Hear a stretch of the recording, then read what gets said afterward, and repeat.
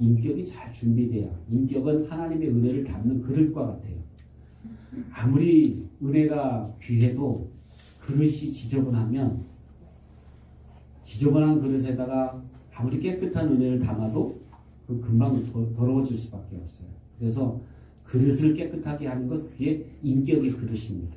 근데 이 인격이라는 것은 우리가 지내오면서 주로 좋은 영향을 받고 또 좋은 소리를 듣고 또 우리가 격려와 칭찬을 받으면서 자라지 못했기 때문에 주로 우리 환경이 역기능적이었어요. 순기능이 아니라 역기능적인 가정이었기 때문에 상처도 받고 또 아픔도 있고 괴로움도 있고 그러다 보니까 이 인격이 이렇게 하나님을 닮지를 못하고 좀 이상한 걸 닮아갖고 이상한 소가지도 여기 있고 이상한 고집도 여기 있고 못된 성질머리도 좀 남아있고 뭐 이러다 보니까 하나님의 은혜를 우리가 제대로 잘 못 받게 방해한다는 거예요.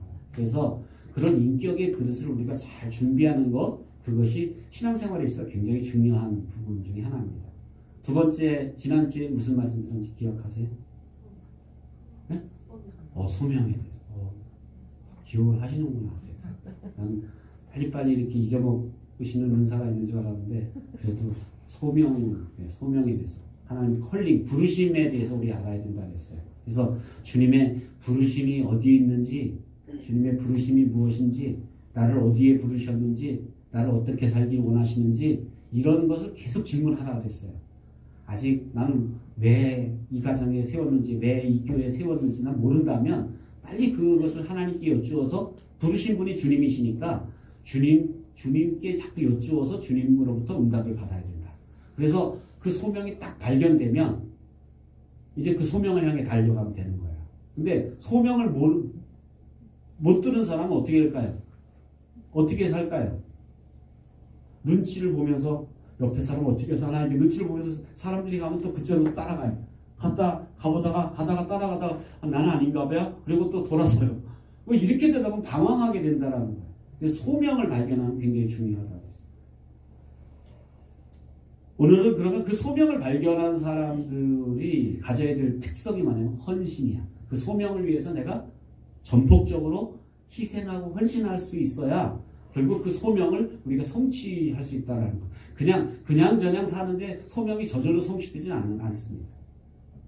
하나님의 부르심은 특별히 하나님의 부르시면 반대로 마귀는 그걸 제일 싫어하고 마귀는 그렇게 가는 걸 제일 방해하기 때문에 그래서 소명에는 반드시 헌신이 있어야 희생이 있어야 여러분 인류를 구원하는 예수님의 사역도 하나님 아들이셨는데 방해가 있어요 없어요?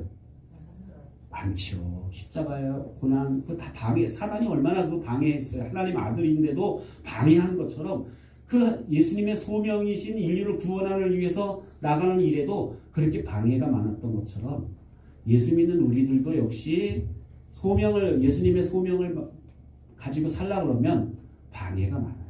그래서 풍파가 많기 때문에 그렇기 때문에 우리가 결단하고 희생하고 헌신하지 않으면 그 길을 끝까지 못 가는 거예요. 가다가 중도에 힘들어 못 살겠다.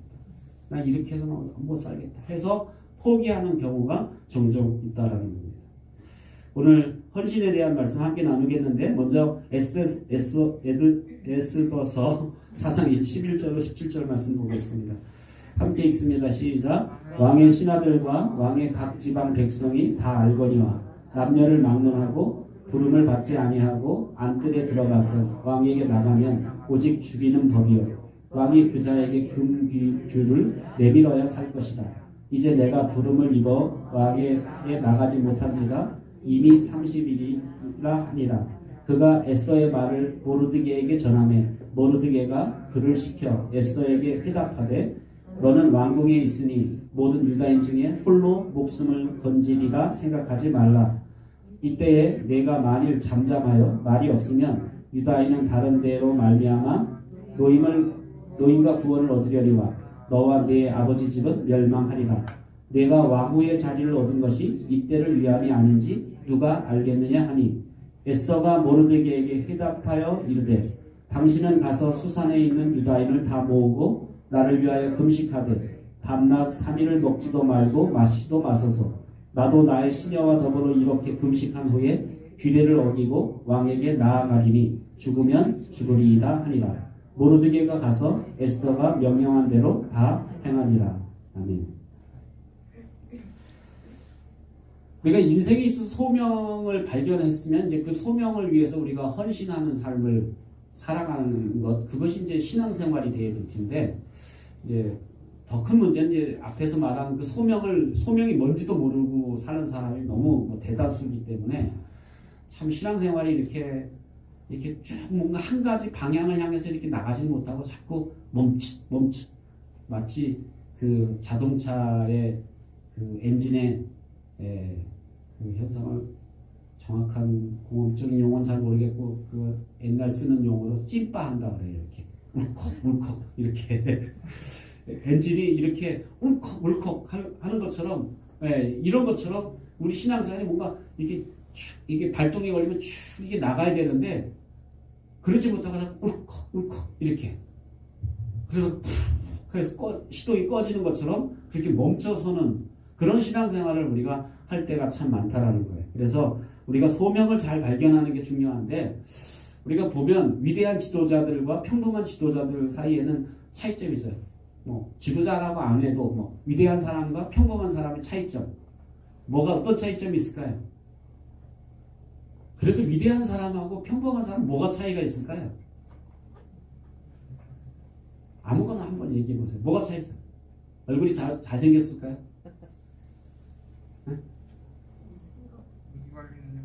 네? 위기 관리 능력이 있다. 네. 어려움을 만나보면 역시 평범한 사람보다는 위대한 사람이 훨씬 더 잘 헤쳐나갑니다. 또 좀 이렇게 멋진 사람은 뭐가 차이가 있는 거예요? 좀 위대한 사람. 저 사람 대단해. 뭐가 대단한 거예요? 능력이 대단해. 능력이 대단해. 네. 능력의 차이도 있겠지. 또 네? 인내하고. 인내하고 인내하지 못하고 그 차이도 있어요. 뭔가 이루는 사람을 보면 인내하는 사람이고 뭔가 이루지 못하는 사람은 쉽게 포기하는 사람이에요. 또 리더십이 있는 사람. 리더십이 있는 사람과 또 어떤 사람은 리더십이 없는 사람. 리더십이라는 건 나뿐만 아니라 다른 사람들을 같은 목표를 향해 끌고 가는 힘. 그게 이제 리더십인데 그게 있는 사람과 없는 사람. 또 이렇게 오래 얘기하는데도 내가 원하는 대답이 안 나와. 뭐가 어떤 차이점이 있을까요? 네, 헌신의 차이입니다. 오늘 헌신에 대한 얘기 하잖아요. 눈치들이 참 없으셔. 네. 그래서 어떻게 보면 사랑스러운지 몰라요. 눈치가 너무 백단이면 겁나잖아요. 근데 눈치가 없는 딸라는 건 순수하다는 그런 장점이니까 그래서 여러분이 사랑스러운 거예요. 헌신이 차이가 있다는 거예요. 그 위대한 사람은 뭔가 딱 목표를 발견하면 그 목표를 딱 자기를 희생하면 던져나가요. 그러니까 거기 헌신이 있으니까 추진력도 있고 그런 거예요. 그런데 평범한 사람은 목표를 아는 건 똑같이 알아. 가야 되는 거 알아. 근데 선뜻 자기를 이렇게 자기 시간을 투자하고 자기 몸을 던지지 못해요. 헌신을 못한다.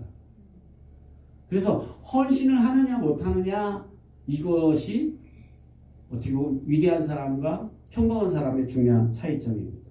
위대한 사람들은 위대한 결과를 이뤄내도록 비전을 제시하고 집중하고 희생하고 지속적으로 동기를 부여합니다. 그러면 사람들을 이끌고 가는 거예요. 위대한 그런 지도자들은 헌신은 무척 실제적입니다. 무조건 이렇게 무식하게 그냥 용감하게 이렇게 하는 게 아니라 굉장히 실제적이고 그리고 필요한 헌신을 한다. 어떤 사람은 무모한 헌신을 할 때가 있잖아요. 무모하게. 몸은 막 던지는데 그냥 다치고 피 나오고 근데 아무 성과도 없어. 이런 헌신이 아니라 굉장히 실제적이고 진보를 위한 헌신을 하는 그런 모습을 보게 된다라는 거. 그래서 위대한 지도자들은 올바른 목표를 이루기 위해서 자신을 헌신합니다. 성경에 오늘 에스더를 우리가 떠올려 보면 그녀는 자신의 목숨을 보존하는 것보다 지금 동족들이 죽게 생겼어요. 그래서 동족들을 살리는 일을 위해서 어떻게 해요? 자기 목숨을 던지잖아요. 내가 죽으면 죽으리이다 하고 용감하게 어떻게 보면 그 목표를 위해서 헌신하는, 소명을 위해서 헌신하는 그런 모습을 우리는 보게 됩니다. 한번 여러분 생각해 보세요. 여러분은 뭐 교회나 가정이나 국가나를 위해서 다른 사람을 돕거나 다른 사람의 유익을 위해서 이렇게 위치를 잃을 그런 위험을 감수한 적이 있는가? 헌신한 적이 한번 자기 삶 속에 생각나는 거 있습니까? 네. 조미정 권사님 가정을 위해서 어떤 희생을 하셨어요?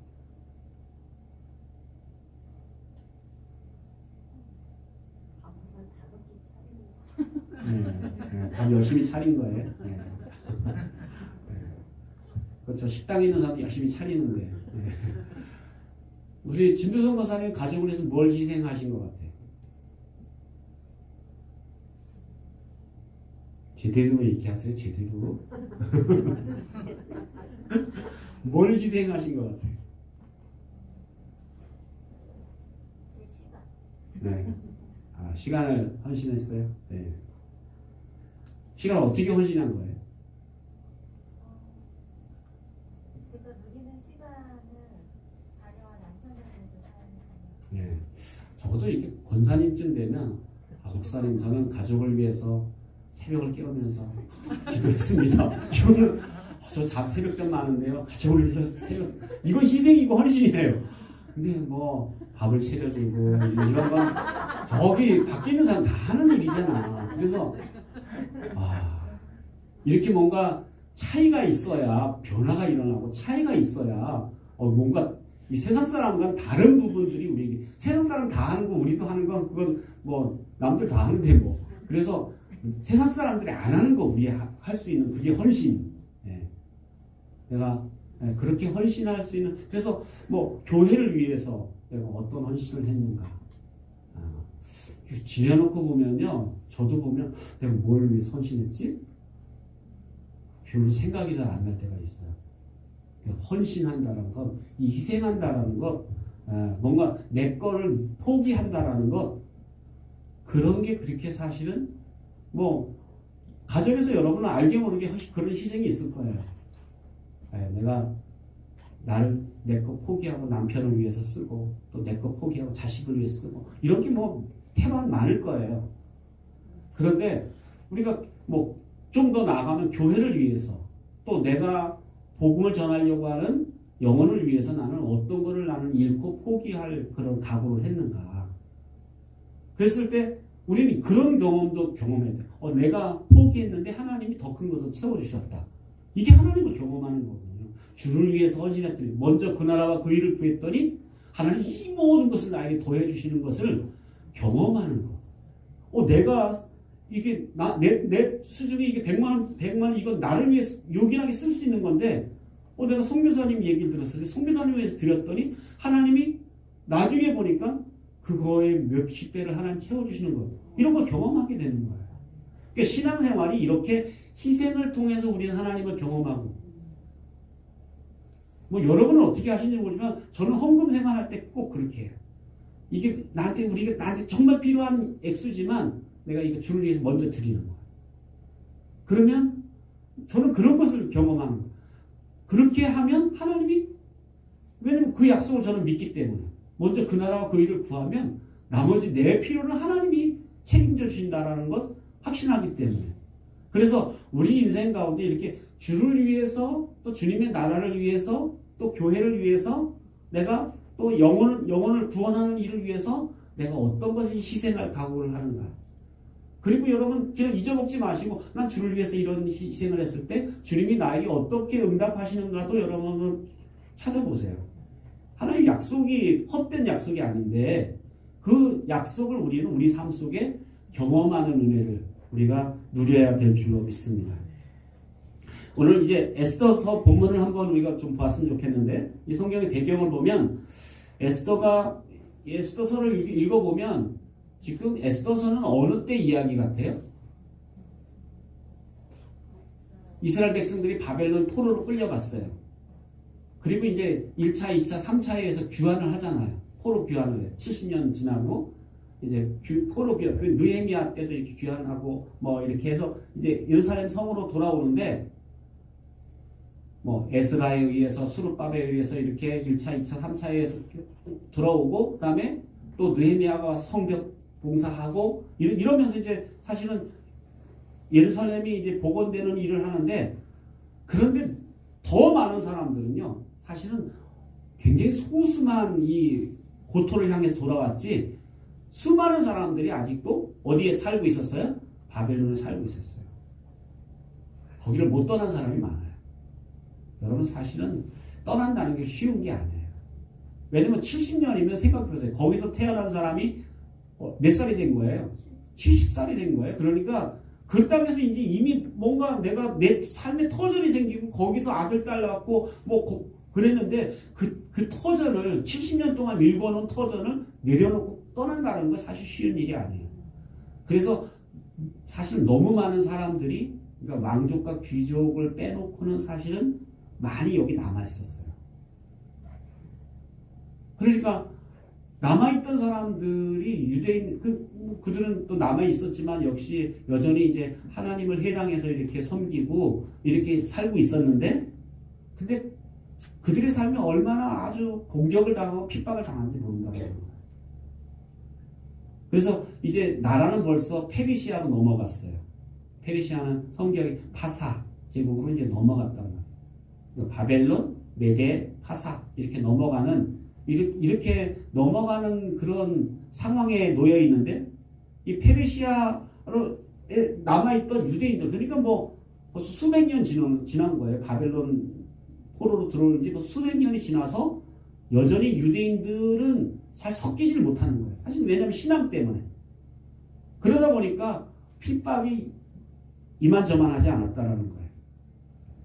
그래서 그런데 그들이 이제 몰살 당할 상황이 됐어요. 누구 때문에? 하만이라는 자가 이 유대인들을 아주 미워했어요. 그래서 유대인들을 아주 몰살시키려고 계획을 세우고 그리고 그걸 왕한테 이렇게 간청을 드립니다. 그래서 유대인들 하루 날을 잡아서 아주 그날은 마음껏 유대인들을 죽이도록 이렇게 계략을 꾸며놨는데 그 소식을 듣고 이제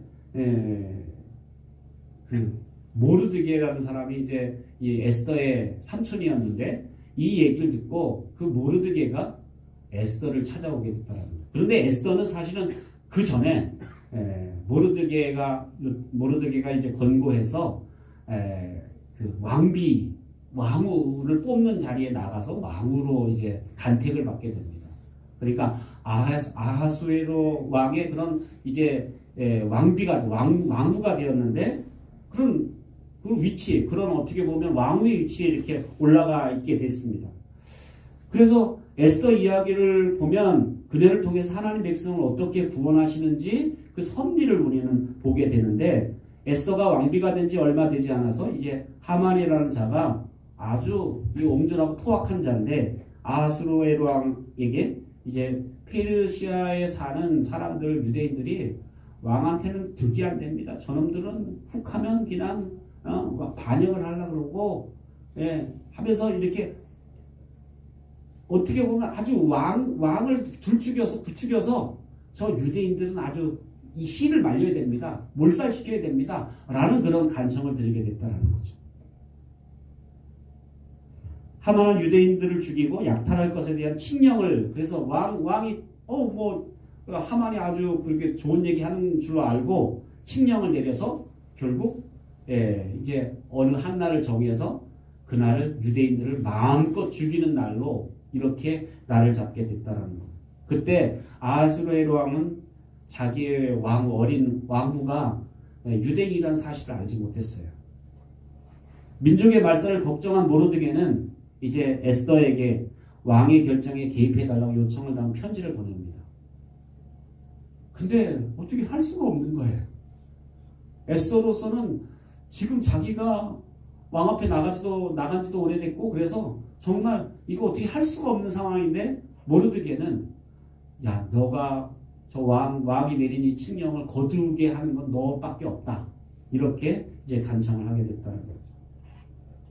다시 내용을 보면 이제 악한 하만이 왕을 부추겨서 유다인들을 한날에 죽이게 하는 조서를 내렸는데 그래서 이 유다인들을 몰살시키려고 했습니다. 이 사실을 듣고 모르드게가 이 수상궁 앞에 엎드려서 통곡을 하게 됩니다. 생각해보세요. 이제 어느 한 사람이 그냥 막 대성통곡을 하니까 그게 이제 왕후가 가까운 곳에 가서 통곡을 했어요. 그러니까 왕후 에스더가 내시를 시켜서 하인을 시켜서 나가서 좀 무슨 연건지 한번 확인해봐라. 뭐 삼촌이니까 그 울음소리를 들으면 알겠죠. 그래서 그 내시를 시켜 알아봤더니 뭐라고 옵니까? 이제 모르드게가 이제 그 왕후가 보낸 에스더가 보낸 하인한테 그 이유를 이야기하게 되지요. 그래서 모르드게로부터 왕에게 나아가서 하만이 내린 잘못된 결정을 바로잡아 달라고 이제 이렇게 간청을 전달을 하게 됩니다. 부탁을 하게 됩니다. 그런데 왕이 부르지 않았는데 아까 우리가 읽었던 11절 말씀 보니까 왕이 부르지 않았는데 나가면 어떻게 되는 거예요? 죽게 되는 거예요. 그러니까 옛날 그 법은 왕후들이 이렇게 여러 명 있었잖아요. 여러 명 있었는데 왕이 부르지 않았는데 자기가 그냥 왕 앞에 나가면 이건 폐위되고 죽임을 당한다라는 거예요. 그러니까 이렇게 죽임을 당할 그런 상황인데 그러니까 부르지 않았는데 나갈 수도 없고 또 뭐라고 이야기합니까? 왕을 만난 지 몇 달 됐다고? 한 달이나 됐다. 30일이나 지났다. 그러니까 30일이나 벌써 왕이 나를 부른 적이 없다라고 이렇게 말하게 됩니다. 이 얘기는 무슨 얘기일까요? 나가고 싶어도 나갈 수가 없다. 왜? 나가면 죽고 부르지 않았는데 나가니까 죽고 벌써 그 기간이 한 달이 넘었는데 그러니까 왕을 본 지도 한 달이 넘었는데 이건 불가능한 일이다라고 이야기합니다. 그러니까 모르드게가 뭐라고 얘기합니까? 왕후가 된 소명을 이제 언급해줘요. 너를 왜 왕후로 하나님이 왜 너를 왕후의 자리에 오르게 한지 아냐? 바로 이때를 위함이 아닌지 아냐?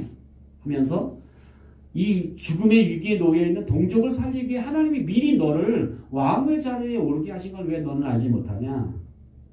하면서 너를 부르신 목적이 이거야 하고 모르드게는 에스더의 소명을 이렇게 알려주게 된다. 뭐 여러분도 어떨 때 보면 여러분은 모르는데 옆에 있는 사람들이 여러분을 위해 기도하는 야 너가 지금 이렇게 된 상황이야. 너 이렇게 하나님이 하라고 너에게 이렇게 기회를 주시는 거야 라고 나는 정작 못 알아들었는데 하나님이 부르시는 소명을 이렇게 나를 위해서 기도해 주던 사람들이 옆에서 말해줄 때가 있더라는 거야. 에스더 그랬다라는 거야. 본인은 자기가 왕후 된 거 뭐 정신이 없어서 그냥 지냈는데 모르드게는 동족이 이렇게 죽음의 위기에 처했는데 이 위기에서 건져내시려고 하나님 너를 미리 왕후의 자리에 올려놓으셨다는 거예요.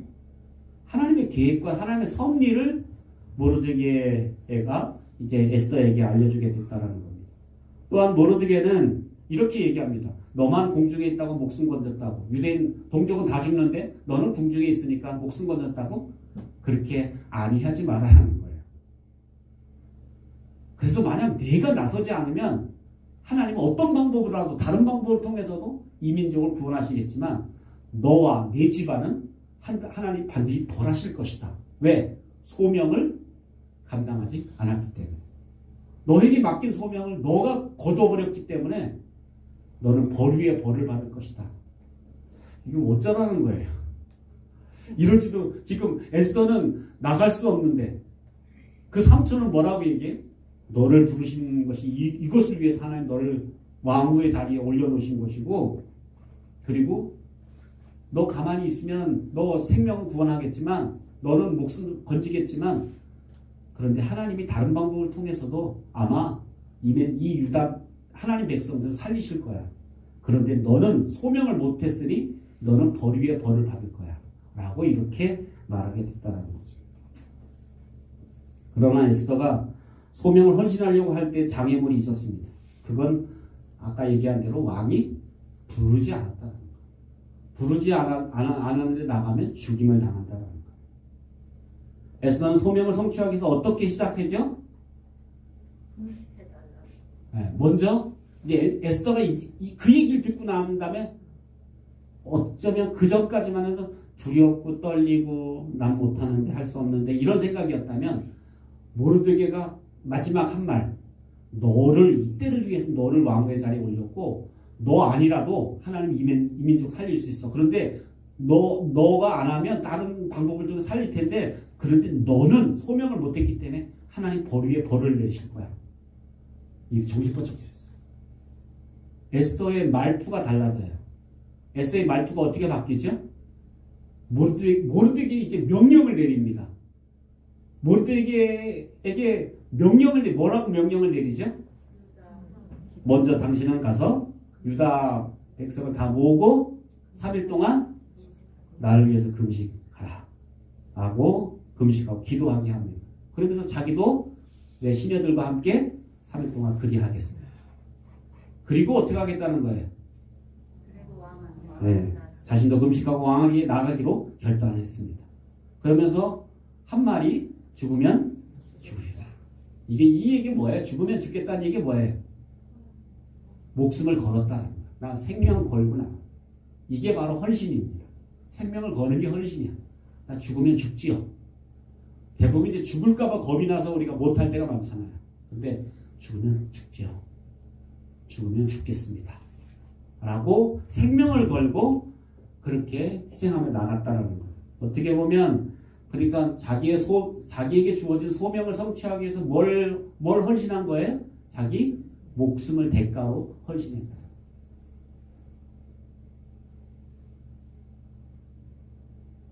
목숨을 대가로 헌신하는 건 그렇게 쉬운 일은 아니겠죠. 근데 어느 때 어떨 때 보면 하나님 내 생명 걷어가시고 내 아들 살려주세요. 이런 기도가 나올 때가 있어요. 그죠? 엄마들에게 아빠들에게 부모에게 이런 기도가 나올 때가 있어요. 하나님 내 생명 걷어가 주시고 내 자녀 살려주세요. 이게 바로 이제 헌신의 기도예요. 그래서 기도도 다 똑같은 기도가 아니라 헌신의 기도는요 무서워요. 제가 학생 때 제가 처음 예수 믿고 나서 저희 아버지가 이제 마지막으로 예수 안 믿으실 때 제가 그런 기도를 드렸던 것 같아요. 하나님 저는 이미 예수 믿고 구원받았으니 지금 죽어도 저는 천국 갈 걸 저는 확신해요. 그래 내 생명 걷어가시고 우리 아버지 구원해 주세요. 그러면 하나님 저 감사하겠어요.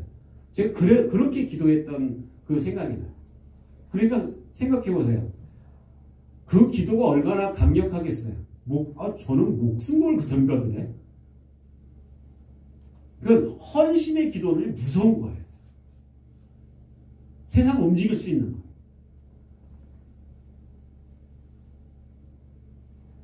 기도하는 한 사람이 기도하지 않는 모든 국민을 다 이겨요. 그런데 그 기도는 헌신의 기도일 때 무서운 거예요. 헌신의 기도. 그러면 목숨을 걸면 그 다음에 정말 무서울 게 없는 거예요. 무서울 게. 근데 우리가 이렇게 어떻게 보면 가족 구원을 원하면서도 남편 구원을 원하면서도 자녀 구원을 원하면서도 우리가 이렇게 목숨 걸기까지는 못하는 것 같아요. 그냥 서로 윈윈 너도 살고 나도 살고 그 다음 우리가 어떨 때 다 죽을 때가 있을 때가 있어요. 그래서 정말 어떨 때 보면 그렇다고 뭐 여러분 하나밖에 없는 목숨 맨날 목숨 건다고 할 수는 없잖아요.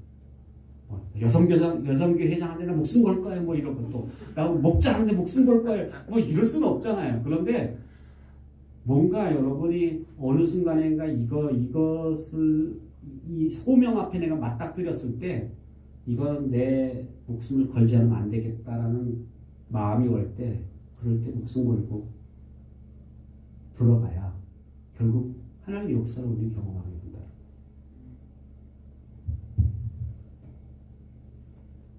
적용했습니다. 나의 소명과 헌신을 완수하는 책임은 여러분 자신에게 있습니다. 누가 옆에 사람들이 여러분의 소명을 대신 성취해 주는 게 아니에요. 그건 나에게 하나님 주신 소명이기 때문에 내가 그 소명을 발견하고 내가 그 소명을 성취해 나가야 된다라는 거예요. 앞에서도 말씀드렸지만 각 사람에게 하나님 부르신 우리를 불러내신 목적이 있는데 어떤 사람은 그 목적이 뭔지도 몰라고 쫄래쫄래 따라가는 사람이 있고 어떤 사람은 그 목적을 발견하고 가만히 있는 사람이 있고 어떤 사람은 그 목적을 발견하고 달려가는 사람이 있고 어떤 사람은 그 목적에 목숨 거는 사람이 있고 다 똑같지 않겠죠. 산다고 해서 다 똑같이 사는 게 아니에요. 소명을 위해서 어떻게 사느냐가 굉장히 중요하다라는 거예요. 그렇다면 나는 소명을 위해 헌신하고 있는지 한번 생각해 보십시오. 나는 나의 소명은 이거고 나는 이것을 위해 하나님 나를 불러내셨고 나는 이것을 위해서 나는 이렇게 지금 나는 이것을 이렇게 헌신하고 있다. 아까도 여러분 잠깐 얘기했지만 그렇게 내가 헌신을 많이 하지 못하고 있다. 그냥 편하게 좋게는 하지만 헌신이라는 건 희생이 아니에요. 희생. 뭔가 내 거를 이렇게 잃어버리는 거 아니에요. 포기하는 거 아니에요. 그런데 이 헌신하는 건 그렇게 쉽지 않다라는 거예요. 그러면서 우리는 나는 헌신 안 하면서도 하나님께는 뭔가 열매를 자꾸 요구할 때가 있다라는 거예요. 그런데 하나님은 먼저 헌신의 열매, 헌신의 씨를 뿌리기를 원한다라고. 그래서 하나님 나라를 위해서 또 주의 뜻을 위해서 자기 목숨을 버리는 자는 100배, 내세 100배의 열매를 얻는다라고 이렇게 약속하시잖아요. 그러니까 뭔가 하나님의 이렇게 그 응답의 역사를 보면 하나님의 역사를 보면 하나님 미랄도 마찬가지. 하나님 미랄이 땅에 떨어져서 그대로 있으면 어떻게 된다고요?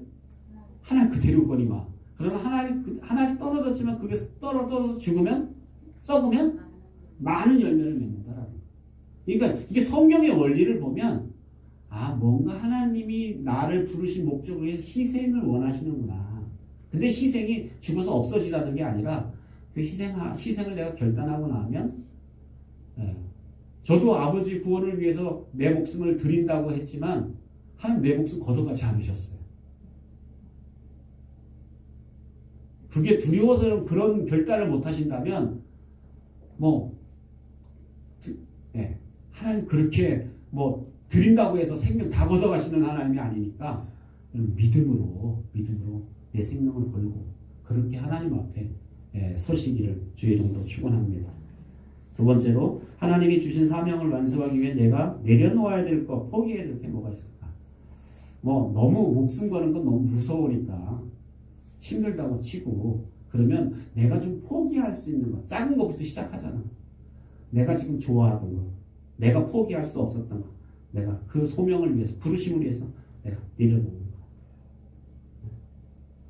여러분 사랑방 모임도 마찬가지에서 그 모임을 위해서 내가 뭔가 하나는 내 걸 포기하지 않으면 사실 그 모임을 그 시간에 아무것도 안 하고 비어있는 사람이 어디 있겠어요. 뭔가를 하나 이렇게 내려놓고 포기해야 그 하나님의 부르심에 우리가 응답할 수 있는 것처럼 뭔가 소명 주님의 부르심 앞에 나는 뭘 포기할 수 있을까? 이정재 원사님 뭘 포기할 수 있어요? 너무 많은 거 하지 마시고 작은 거 뭘 포기할 수 있어? 김정욱 권사님 뭘 포기할 수 있어? 시간을 내가 좀 여름에도요? 바쁠 때도 그러니까 이게 한가할 때 시간이지만 바쁠 때도 정말 시간이 그때는 눈끝 뜰 수가 없어. 그럴 때도 동일한 마음 하나님 주를 위해서 이게 여러분 우리 삶 가운데 그게 바로 희생이고 그게 바로 헌신입니다.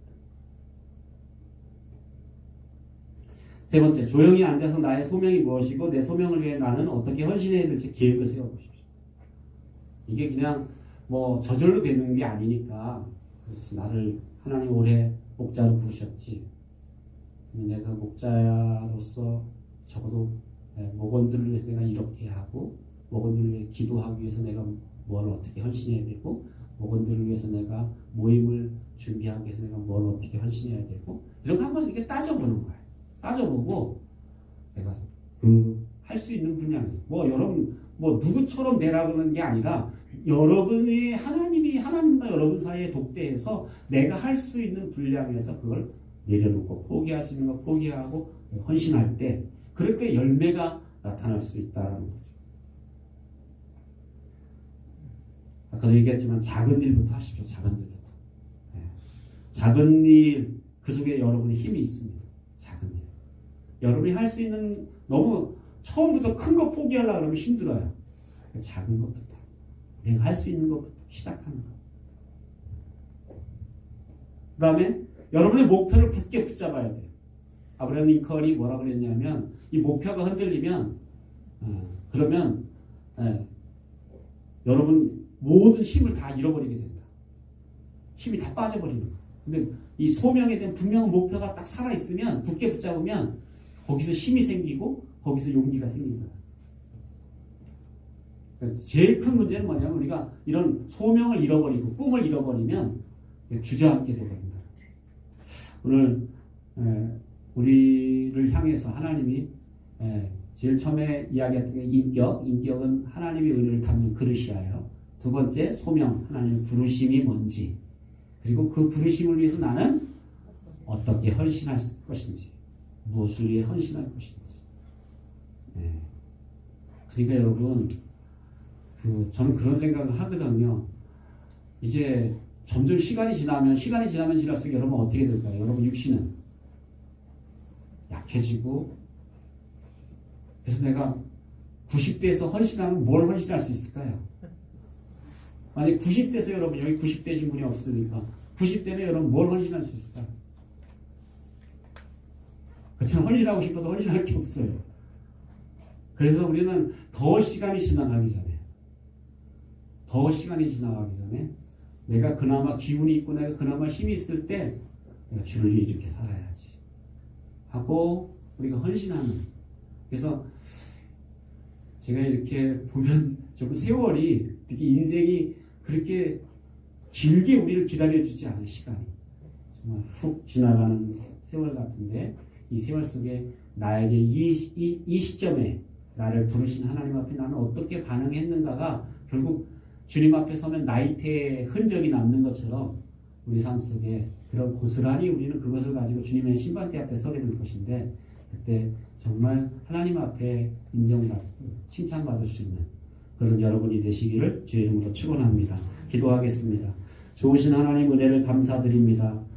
이 밤에 하나님께서 우리를 소명으로 부르시고 그 소명을 위해서 에스더가 죽으면 죽으리라고 헌신했던 것처럼, 그래서 그의 헌신으로 말미암아 많은 동족들을 살리고 또 그 에스더도 더 전보다 더 영화롭게 아버지 위치에 섰던 것처럼 하나님 아버지 정말 우리가 희생하고 헌신함으로 말미암아 소명이 성취되고 그 소명이 성취될 때 하나님이 우리 가운데 부어주시는 영광과 은혜를 우리가 경험할 수 있도록 은총을 베풀어 주옵소서.